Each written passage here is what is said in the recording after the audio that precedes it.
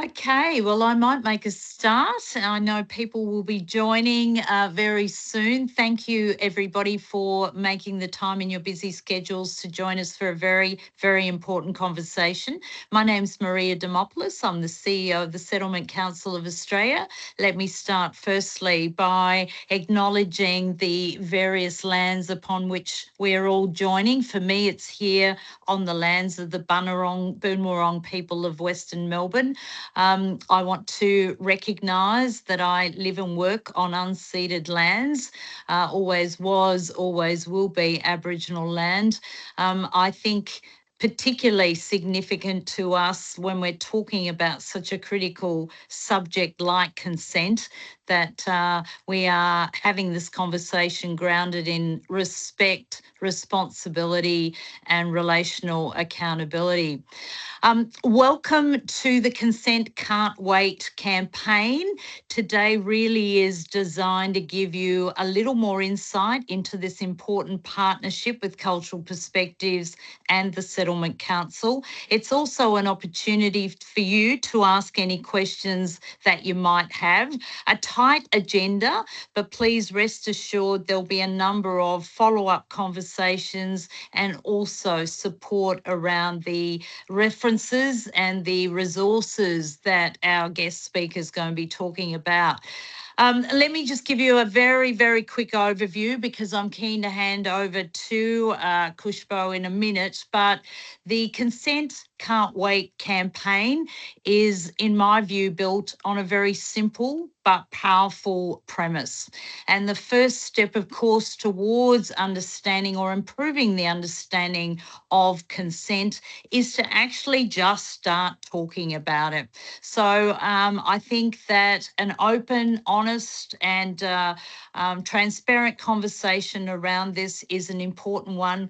And as we know, and I think Kushbo will say more about this, for our multicultural communities, conversations about sexual consent are often steeped in complexity.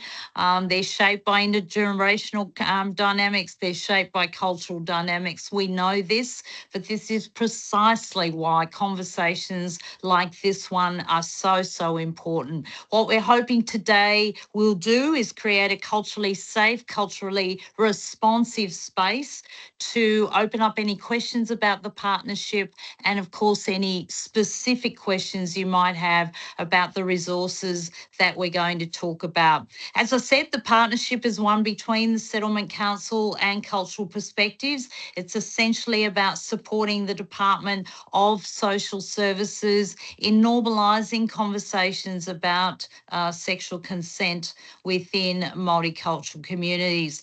I'm not going to say much more except to say that it is an important partnership, one that's very critical to us, certainly at that national level. But secondly, I think that one of the reasons that SCOA thought this was such an important project to get involved in is it's a demonstration of the kind of national leadership that I think our sector demonstrates on a daily basis. So I'm very pleased that we're able to participate. I would also really encourage you, each of you, to ask as many questions as you can. And it is important, as I said, that it's a two-way conversation. Kushbal, I've got a very, very long CV here that I'm not going to read out because any scrutiny of your LinkedIn page will show just how much work you've done. But I am going to say that as the speaker today, Kushbo Diman is an engagement consultant, a social impact storytelling professional. And this is the really important point, I think, to raise, is that you sit at this very unique intersection of environment, culture and community. Your career has spanned environmental law, cultural engagement, community strategy. You've done so much work with First Nations communities, multicultural communities. You've coordinated complex multi-stakeholder initiatives, and on and on and on it goes. You've obviously done a lot in the time that you've worked on these issues, but you're so well positioned today to speak to us, because I think this is what I've really valued about your contribution: the use of storytelling to create opportunities for cultural change. And so, very well placed. We are very excited about our partnership. I'm going to hand it over to you to take us through a little bit more of the background, and then to share some of the resources. And I'll open it up, of course, to any questions that people around the virtual room might have. So over to you. Thank you for making the time. Thank you so much, Maria. That was such a warm welcome. Thank you, guys. I'm very excited to be here. And as Maria said, talk about the very, very important topic of consent and why just a conversation can bring us to sexual safety and safety in our relationships with each other. That's why it's so, so very important. So, as you know, we're representing the Department of Social Services. We're running this maintenance burst for them. So what a maintenance burst is they've got a phase one of the campaign and they've got an upcoming phase two of the campaign.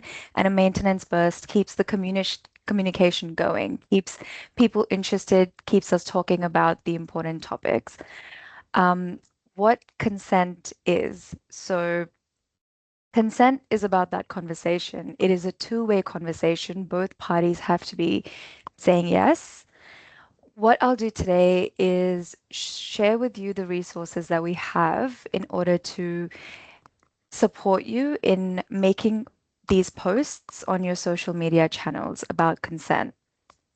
So let me dive straight into it. I'll share with you the partnership pack we have available, which will be shared with you guys at the end of our presentation today in a newsletter by SCOA. Here is what the partnership pack looks like. Everyone can see? Yep, awesome.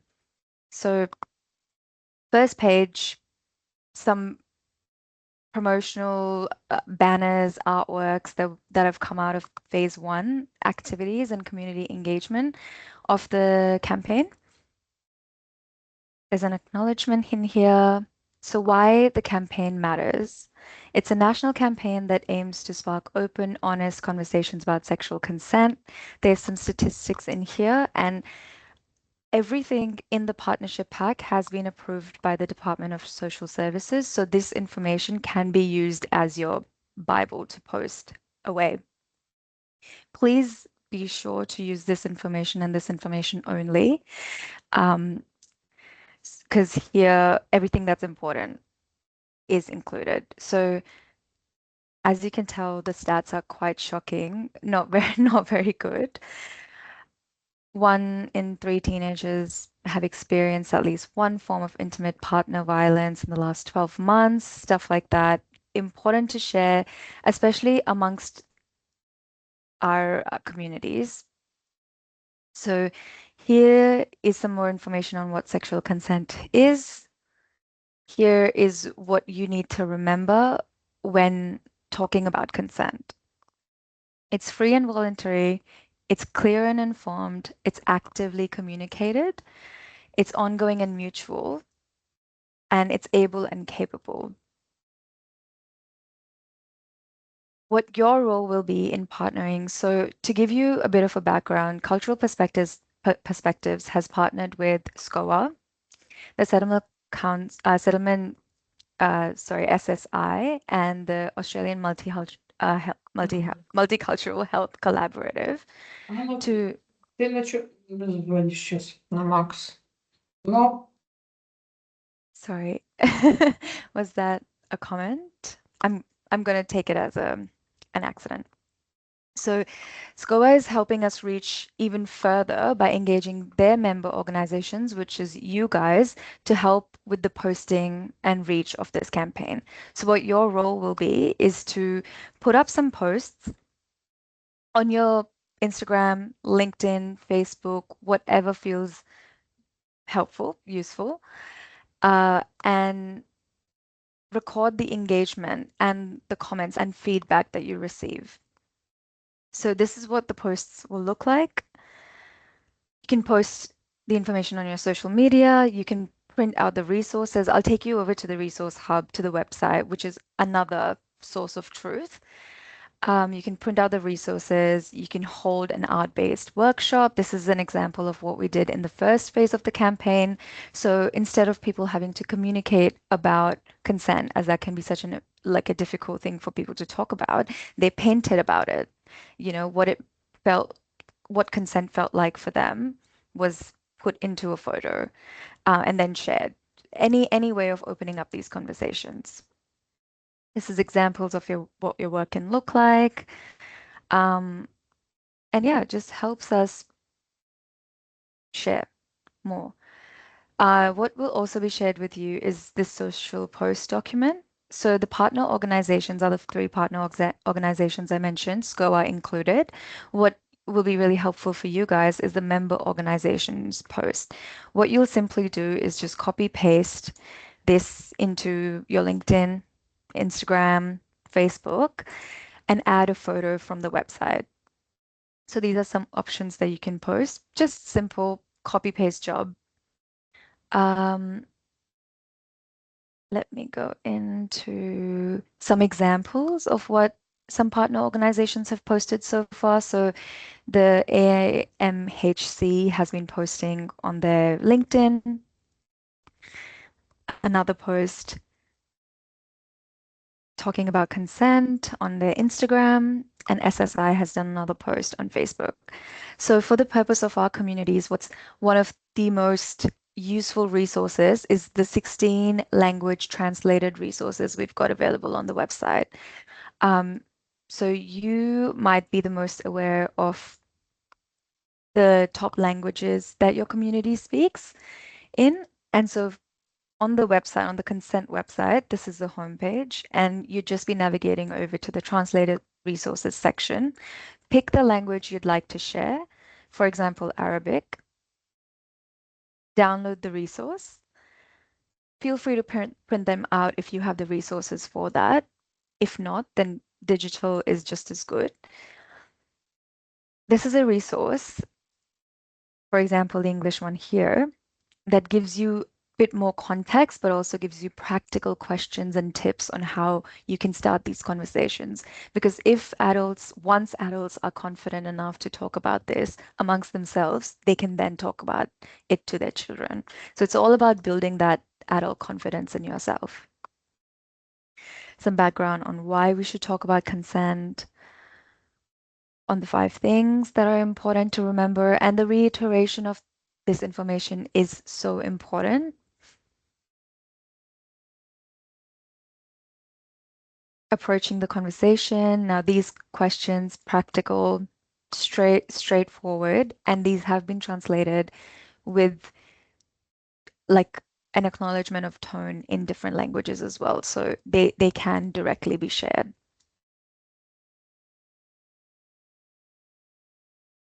That would be the resources.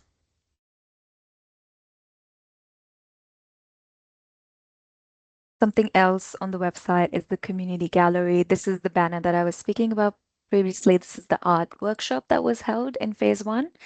That was held by a group of cultural perspectives engagement team before my time, but I'm excited to do some stuff like this for the next phase of the campaign. Here's a video that can inspire you to hold a workshop like this yourself. And then what we ended up doing was collecting all of these photos and getting an artist to do a little banner for us. This is the one that now we're sharing around on what consent looks like. There's some other resources on checking your understanding, on where you stand with what you know about consent and how you can have these conversations right now. What is really helpful for the purpose of posting is the media hub. This has been linked in the social posts document, but here you can find out more about the media releases. Now, the resource hub is really helpful because there's the photos in here that you can post.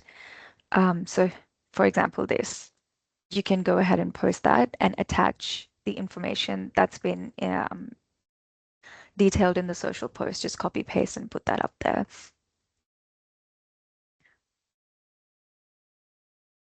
So there's some more videos, anything you might want to link.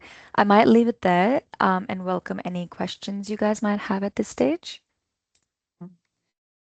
Kushba, can I ask, just by way of getting the conversation happening, I think it would be fair to say that the whole conversation around consent might feel tricky for people, that confidence will vary around it. Is the value of the resources really designed to get conversation starters rather than feeling that you've got to know everything about these issues? It's primarily designed to at least make a start. Is that the point? If people Yes. around the room are thinking, oh goodness, do I feel like I need more training myself on these issues? Because we know they're complex areas to talk about, particularly, as I say, in newly arrived communities or multicultural communities. The intent really is to at least start. Is that the point? Yes, you're completely Yeah, right. The yeah, intent is to start, and the yeah, intent is to not leave out the fact that the conversation is about sexual consent. yes, Consent in its own can be a really difficult and confusing thing to think about, but yeah, sexual consent, no matter how awkward we might feel like it is to bring up with our children or amongst other adults, it is yes, important and it is a common practice. Now, a lot of us might think that talking about consent can encourage our children to have more sexual activity, but that's completely not true. It's important for children to know that the sexual activity is safe whenever they to get to it, whenever they get to have it. yeah, yeah. And also for us to get to have these conversations with them before they reach out to other people their own age, or they reach out to pornography or other things that completely are not safe representations of sexual Mm, activity. mm, mm. So, as frontline services, because our sector obviously is in a unique place to be able to get that information out, what what would you be saying might be some of the things, though, or opportunities where that information could be shared? Do you imagine sort of scenarios where there are better opportunities than not? If we want the conversation to be a little bit more subtle and a bit more discreet, it could be helpful to print out some of the resources and Right. hand them out to people so they don't have to engage with them Yeah. publicly or in a group as much. They can grab the information, go home, read up on it. If whenever you guys get a chance to have a look at the conversation guides, I highly recommend them. They're very, very helpful. And practicing these conversations with amongst your safe circle, for example, if you are a mother, having this conversation with your partner or having this conversation with your siblings could be a bit more of a safer environment than having it with your colleagues, for example. Yeah. So practicing like that. And there's also a section in there about how you ask for consent. So simple things like, can I hug you? Can I kiss you? Like those simple, they seem simple, but they are very important. And another important part about consent is that it can be withdrawn at any point, and that's also important to know. Yeah. The start of the sexual act, and for example, consent is given, someone feels uncomfortable during it, they should feel free to withdraw. And that's the safety that we want to create. And the safer conversations we have with our kids, they'll feel encouraged to do the same. So we can be really good role models for them to be safer. Let me open it up to questions around the room. How are people feeling about the resources? Because part of this discussion will also include getting your insights and your feedback around how you found the resources as well. But any questions at this stage? Thinking about around the room. Now, I'm not sure. Genna, yeah, that's it. I can see it there. Is it Genna, Jenna? Thank you, Lieutenant. Gener. I'm sitting Gener, in my Newcastle. apologies to you. Yeah, it's a tricky name. Not tricky, just it's all about the pronunciation. But which service are you all from there? From Mosaic in Newcastle. Wonderful. Good to So see we've you. got our ex-workers in the room. We decided to make it a group sit to do this. Yes. So I guess Afghan women's group, Arabic women's group. We also engage men in education sessions, orientation sessions. Just wondering, because sex can be such a taboo topic, and so just wondering, the words are good. Absolutely, the words are important material to talk about. Whether those images have been run through testing, because they're quite provocative, some of them. Just I guess, cultural specific images. Yes. Yeah. Good question. Great question. Thank you so much.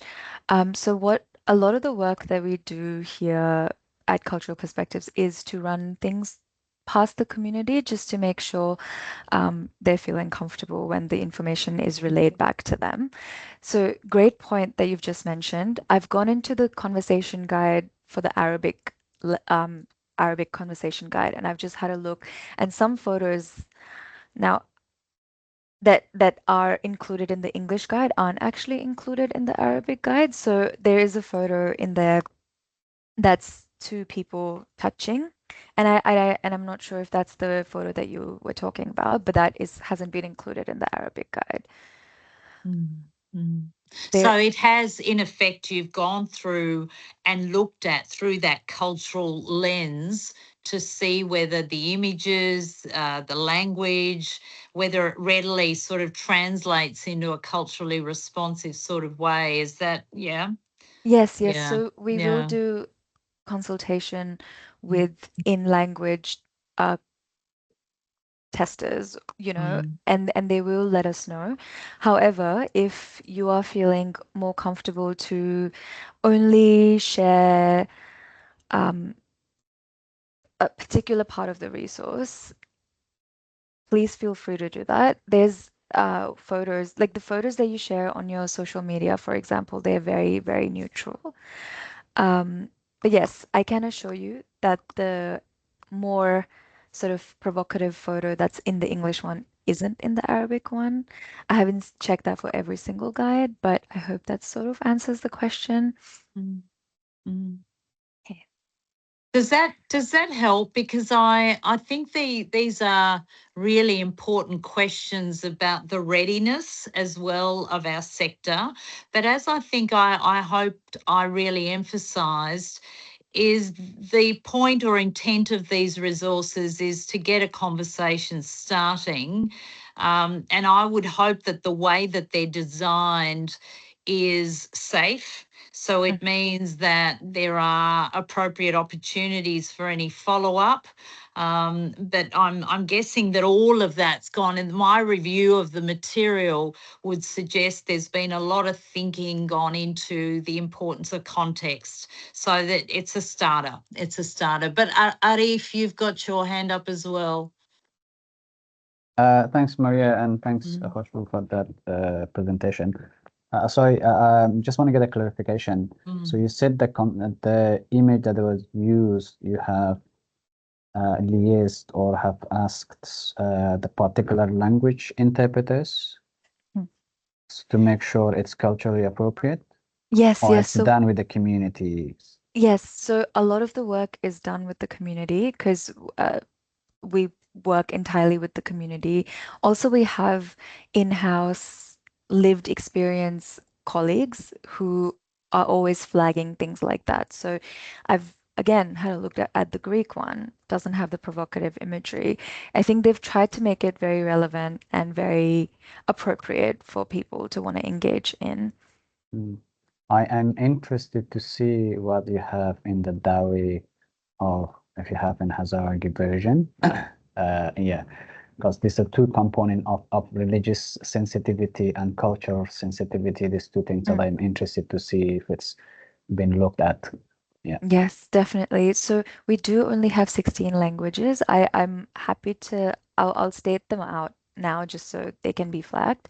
So Arabic, Assyrian, Chinese Simplified, Chinese Traditional, Filipino, Greek, Hazaragi, Hindi, Punjabi, Italian, Khmer, Korean, Persian, Spanish, Thai, Vietnamese, and then an English version as well. I'm glad to hear that you have the Hazaragi one. I'm interested to see what's being used for the name of the image. Absolutely, Thank you. absolutely. Yeah. And please reach out at any stage if you have more questions. So thank you. We are very keen, Jane, I'll come to you in a moment, and I'm conscious of time, but we're very keen to hear from each of you as well beyond this, because I think that the reflections and insights that you have as frontline workers, that expertise is so important to the ongoing evolution of these sorts of engagement strategies. So really want to encourage you to continue feeding back to us. Jane, you've got your hand up. Thanks, Joanna, for your comment as well. As a worker, if clients disclose they are experiencing non-consent sex, yeah. Oh, you can't open. Jane, I've got a view on this one too, but Khushbu, if as a worker, if clients do disclose that they're experiencing non-consent sex, what can I do? I mean, this goes to the heart, in my view, of some of the work perhaps that we can do at SCOA beyond around this. But right now, is there anything that you can offer here? In terms of conversations, what we're providing is conversations people can have amongst each other. Unfortunately, in a situation like that, I feel like, Maria, I'm so confident you have the best advice, but that is a situation that needs to be escalated in my understanding. Yeah. Look, can I say, and I'd like to test this at some point with the sector, that some of the feedback even in organising today was that people did not feel confident that as a sector we'd spent a lot of time talking about sexual assault and sexual violence, for example, even though I recognise that consent is a very broad concept, and so harms more generally are obviously part of this discussion as well. But specifically in relation to sexual harms, there is a view amongst many of us in our sector that not enough work has gone into building capacity or building confidence around responding to issues like disclosure, which is why we've already made some preliminary, we've reached out to NASASIV, which is the National Association around Sexual Assault, as the peak body. And so we'll be hopefully talking further about the kinds of strategies we can adopt to ensure that our sector feels more confident around those disclosures. So Jane, I'm happy if you want to follow up with me directly after this session, and we can talk through in a little more detail who some of the services might be or how we might collectively support our frontline agencies to be able to feel more responsive in that regard. So please do, I really want to encourage you to do that. I'm conscious that it's 2:30.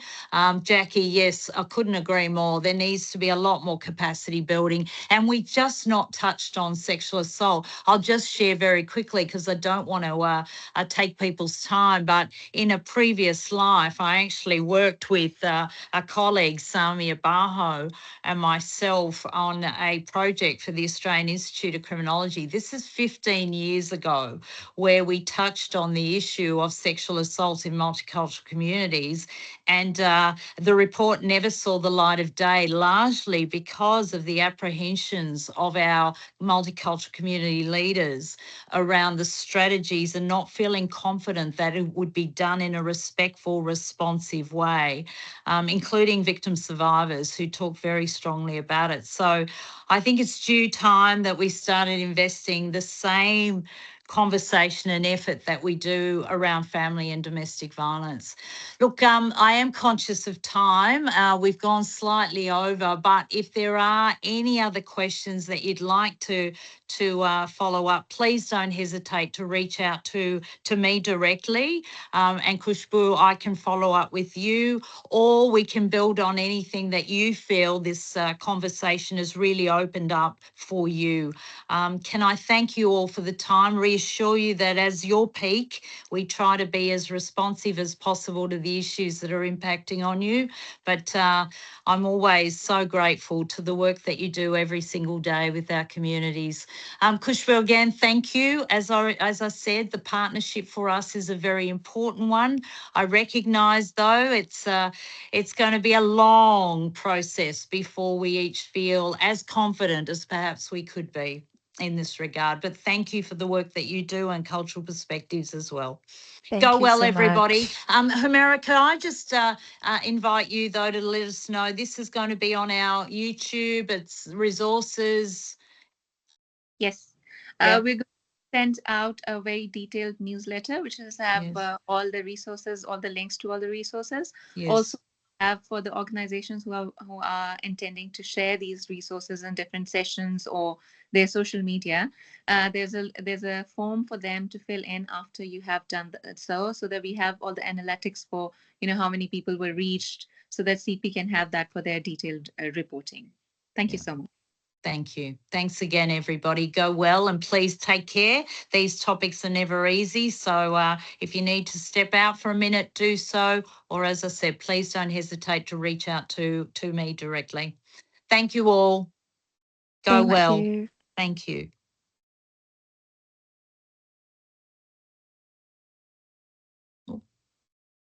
Did we lose Khushbu?